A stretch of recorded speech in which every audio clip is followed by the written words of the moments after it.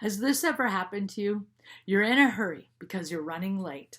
And so you go to the fridge to grab a water as you're rushing out the front door. And just as if somebody were playing a practical joke on you, the cottage cheese from the top shelf falls to the floor, splattering cottage cheese all over your pants, your shoes, and the floor. Or how about this? You're at work and you bend over to pick something up and rip the seat of your pants rip out. And now there you are in public with ripped pants. These things have happened to me. One time I bit into a carrot and cracked my front tooth while I still had to go teach class. I just so happened to have white Play-Doh on hand. True story. So I took that white Play-Doh, stuck it in that crack until I could get to the dentist later that day. And I've had hair horrors too.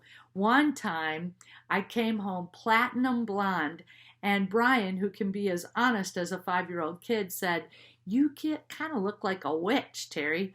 While hoping my students wouldn't notice the next day, I went to class, and of course, a girl in class said, "Did you change your hair?" Such are the things of life, am I right? And we may find ourselves sometimes in tears when these things happen, but later find it laughable. So God says the joy of the Lord is our strength.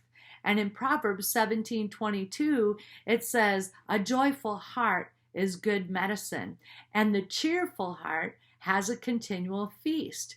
Humor, by the way, is backed by medicine.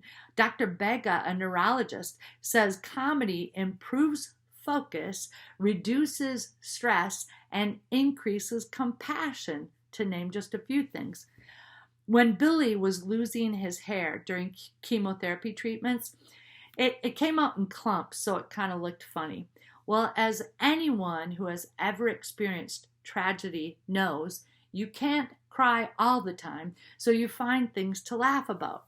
Well, one morning we grabbed a roll of masking tape and we just, all across his head, we put this masking tape and then slowly pulled it back, kind of like taking lint off of a pair of pants, so that the hair came off more evenly. We laughed and laughed and laughed, and for a moment we forgot about the struggle. So God, today, would you give us things to laugh about?